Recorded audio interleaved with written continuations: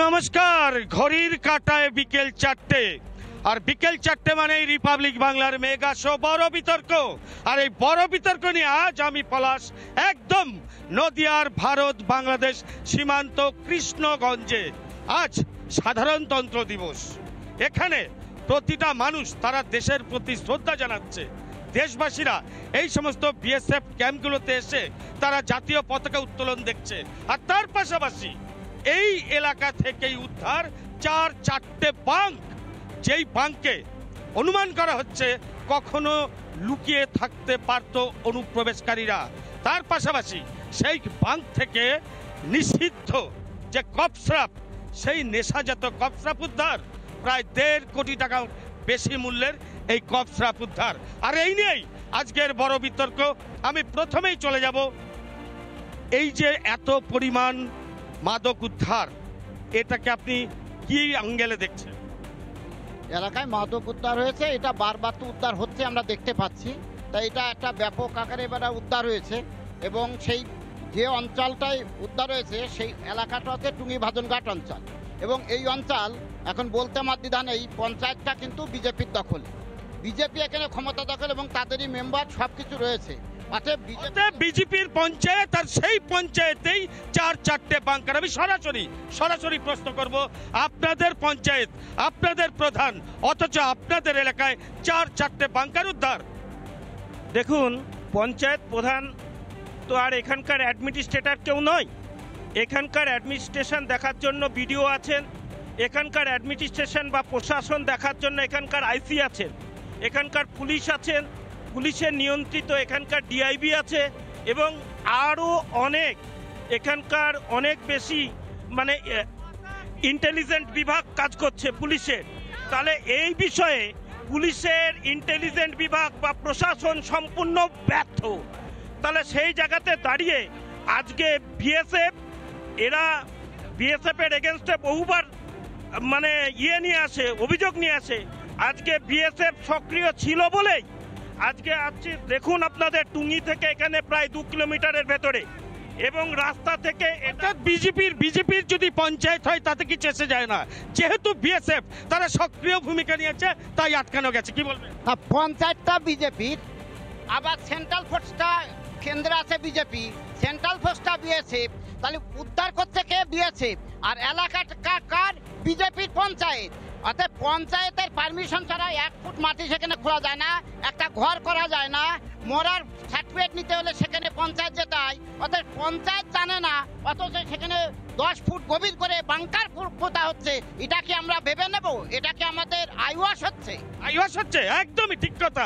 যেখানে পঞ্চায়েতের পারমিশন ছাড়া হেলে যাওয়া বাড়ির পারমিশন হয় না, বা মিউনিসিপ্যালিটির হেলে যাওয়া পারমিশন হয় না, আর সেখানে এত বড় বড় বাংকার তৈরি হচ্ছে।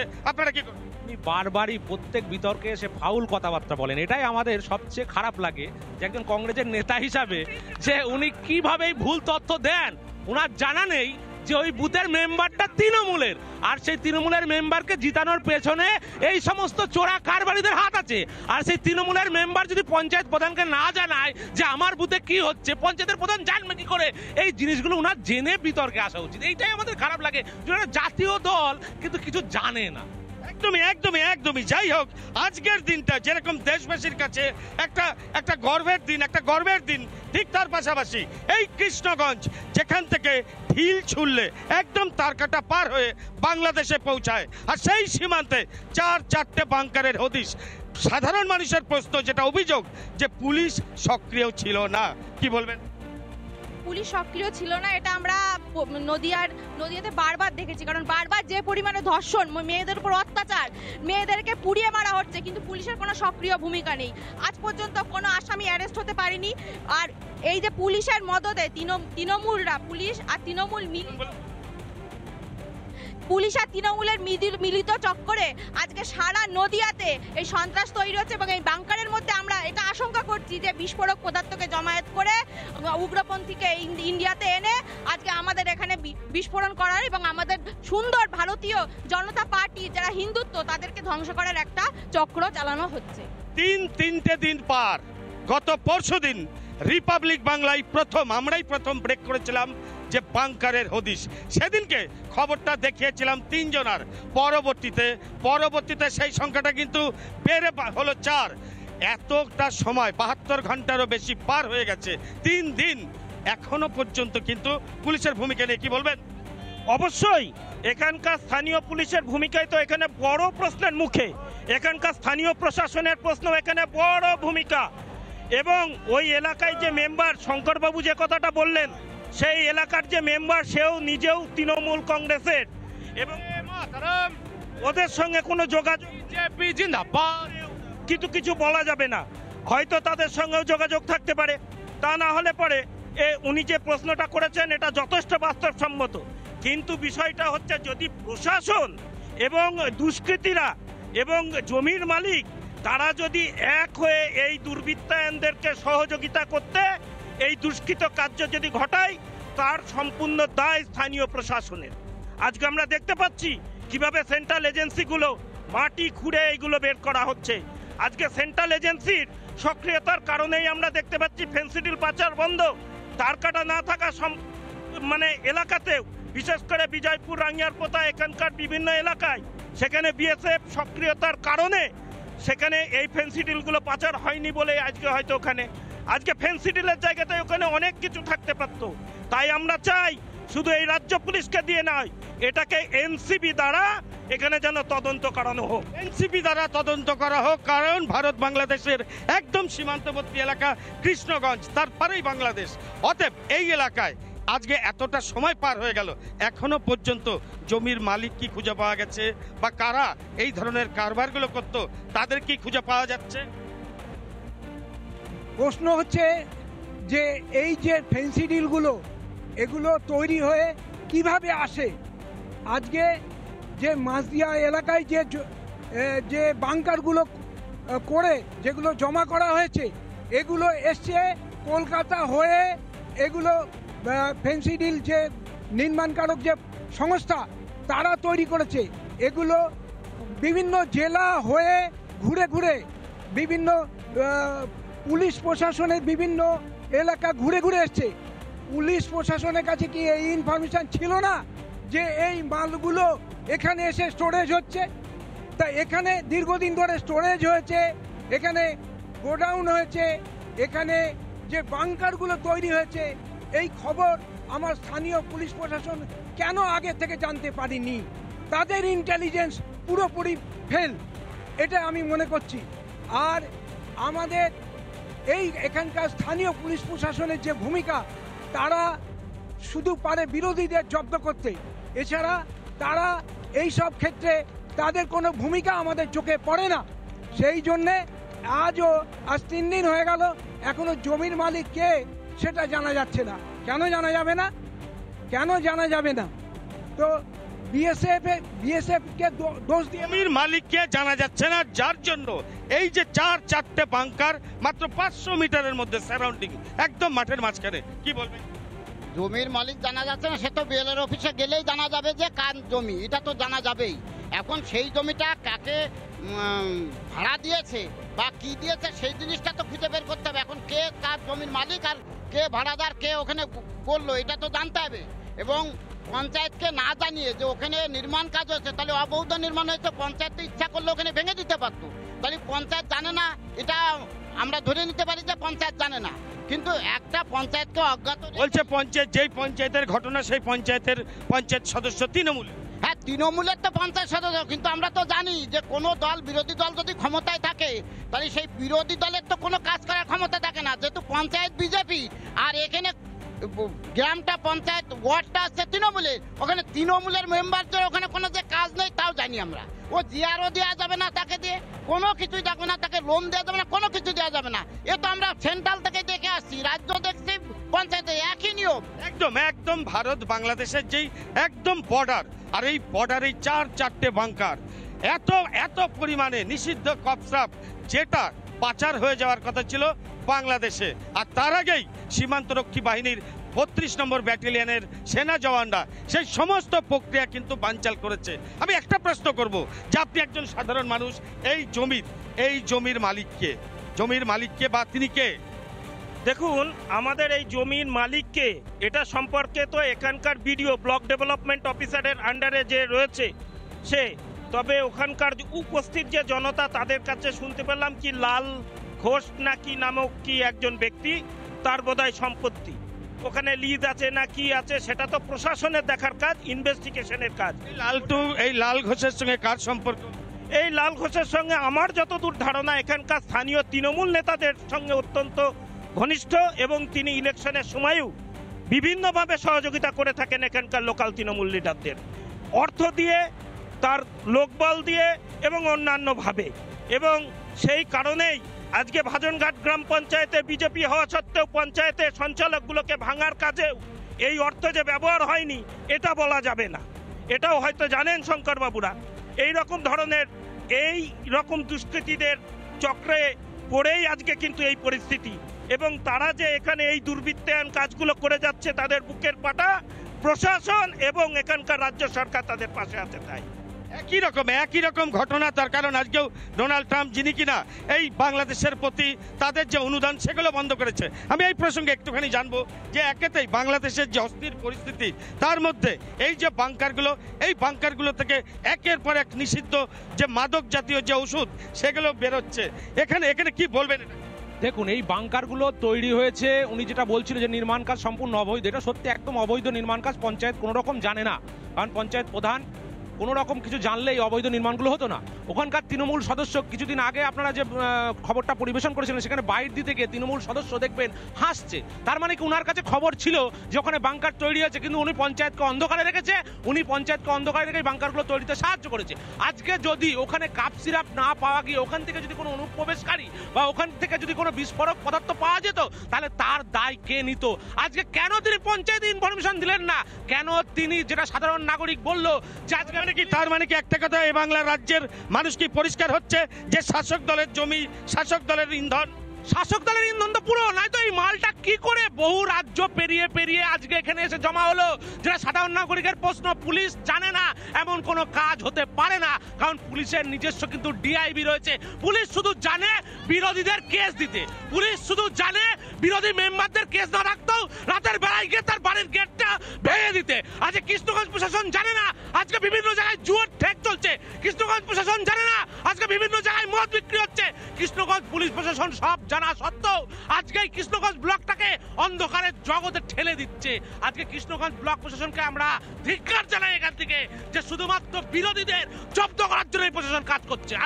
এই যে সীমান্তবর্তী এলাকা, এখানে যদি এই ধরনের নিষিদ্ধ কপস্রাপ না থেকে এখানে যদি থাকতো কোনো বিস্ফোরক বা এখান থেকে যদি কোনো অস্ত্র সরঞ্জাম পারাপার হতো, বা এই সুড়ঙ্গটাকেই বা এই বাঁধগুলোকেই যদি আরো দীর্ঘ লম্বা করে কোনো রকম অনুপ্রবেশের চেষ্টা করতো, তাহলে এই রাজ্যের ক্ষেত্রে, দেশের ক্ষেত্রে, এই জেলার ক্ষেত্রে ভূমিকাটা কি?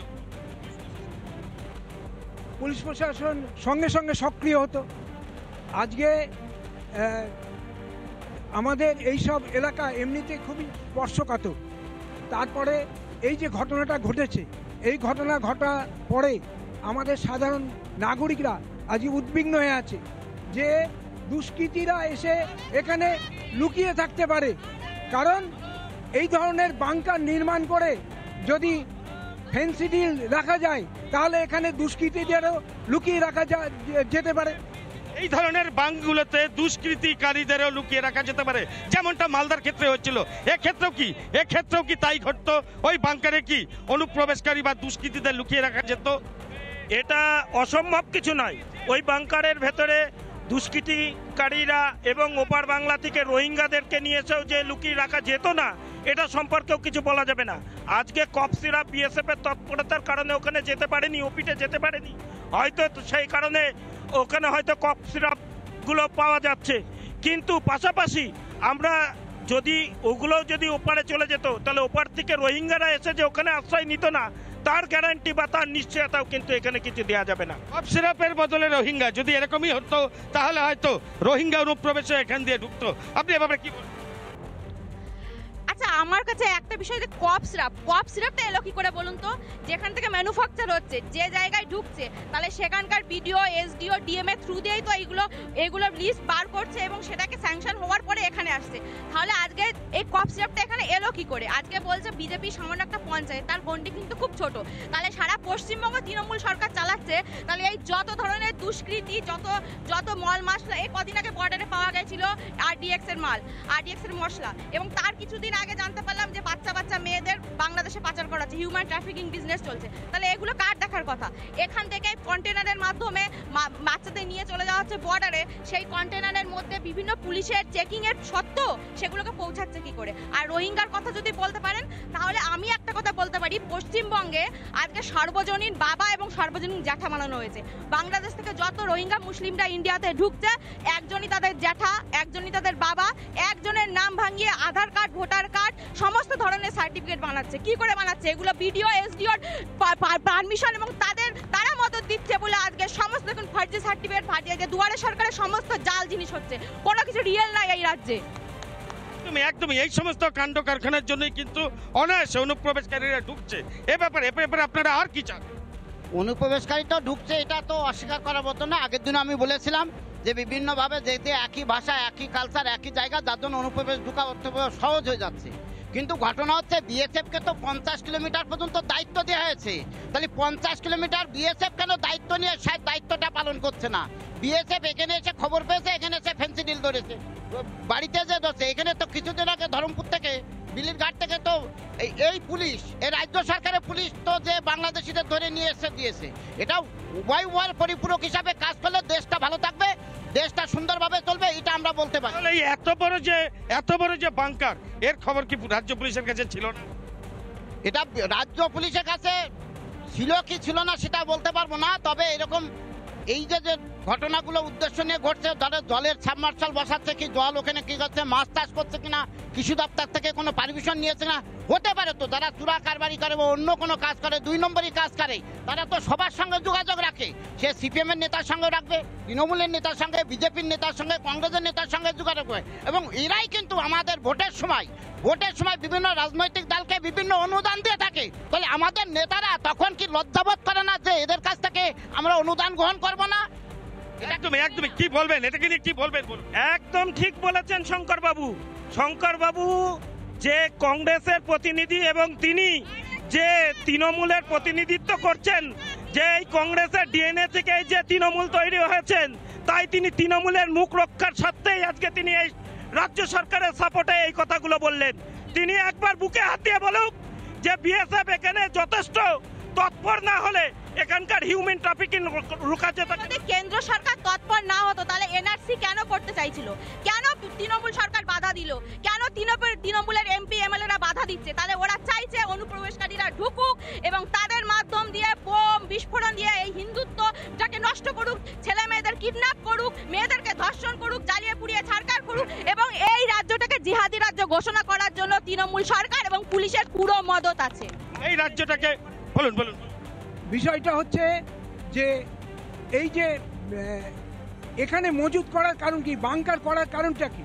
বাংকার করার কারণ এই যে নিষিদ্ধ সিরাপ, ফেন্সিডিল, এগুলো তো আমাদের এই এলাকার লোকরা খাবে না। এগুলো সবই যাবে বাংলাদেশে যেতে পারছে না কাঁটা তারের জন্য, বিএসএফ এর জন্য। সেই জন্যই আজকে এরা সুরক্ষিত ব্যবস্থা করেছে, যাতে বিএসএফ এর নজর এড়িয়ে এই কাজটা করে চুপি এই মালগুলো বাংলাদেশে নজর এড়িয়ে যাতে চুপি এই মালগুলো বাংলাদেশে পাঠানো যায়, তারই ব্যবস্থা চলছিল। হ্যাঁ, এখন যারা এই বিজনেস করে, যারা এই ব্যবসার সঙ্গে যুক্ত, তাদের তো পলিসি আছেই, তারা কিভাবে পাঠাবে না পাঠাবে, কোন জায়গা দিয়ে যাবে। বিএসএফ আজকে মাল ধরছে, জমা দিচ্ছে কাস্টমে, কাস্টমটা কার? কাস্টমটা হচ্ছে সেন্ট্রাল গভর্নমেন্টের। কাস্টম সেখান থেকে মাল সিজার করে দিয়েছে, রিলিজ করে ছেড়ে দিচ্ছে। অতএব মাল যতই বিএসএফ ধরে নিয়ে কাস্টমকে দিক, কাস্টমের মাধ্যমে আবার সেই 2 নম্বরই লোকের কাছে পৌঁছে যাচ্ছে। তাহলে এর মাধ্যমে আবার 2 নম্বরই ভাবে চলে যাচ্ছে। কি উনি যে তথ্য দিলেন যে কাস্টমের মাধ্যমে কাস্টম আবার এই 2 নম্বরই লোকেদের কাছে বেচে দিচ্ছে বা ইয়ে করছে, এই তথ্যর কোনো একটা ভিত্তি আছে ওনার কাছে? আজকে যদি কাস্টম উনার বিরুদ্ধে কেস করে, উনি কি? তর্ক বিতর্ক চলতেই থাকবে, কিন্তু এই অনুপ্রবেশ বা সীমান্ত সুরক্ষায় সীমান্তরক্ষী বাহিনীর যে একনিষ্ঠ চেষ্টা, সেটা কিন্তু একাধিকবার সেটা প্রমাণ। নদিয়া থেকে ভিডিও জার্নালিস্ট সঞ্জিত ঘোষের সঙ্গে পলাশকান্তি মণ্ডল, রিপাবলিক বাংলা, নদিয়া।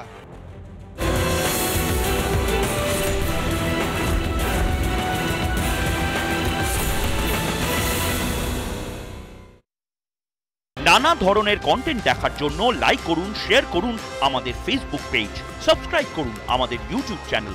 পাশাপাশি অন্যান্য ব্রেকিং নিউজের জন্য অবশ্যই চোখ রাখুন রিপাবলিক বাংলায়।